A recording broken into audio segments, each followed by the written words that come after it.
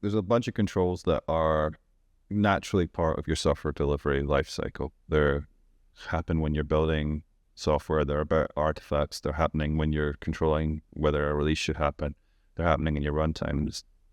But then there's a bunch of other controls that happen outside of that kind of value stream, but they still exist as part of the software. So that's just to give some examples, right? You might say that every repo in our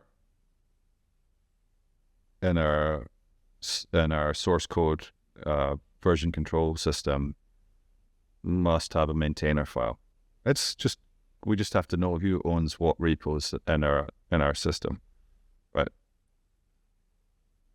You could just check that manually once a month, but you could also automate that control. You could say, hey, we have this risk. It's that we don't want code that is not owned by someone in the organization.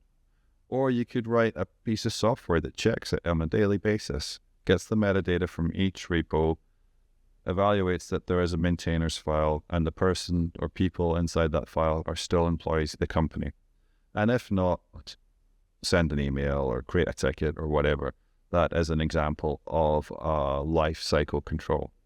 Now, you could force that into being checked as part of your software delivery process, but it's not natural there. There's a lot of places where you wouldn't actually be having a software release process for every repo, for example. So these are controls that should be automated and engineered outside of that kind of value stream.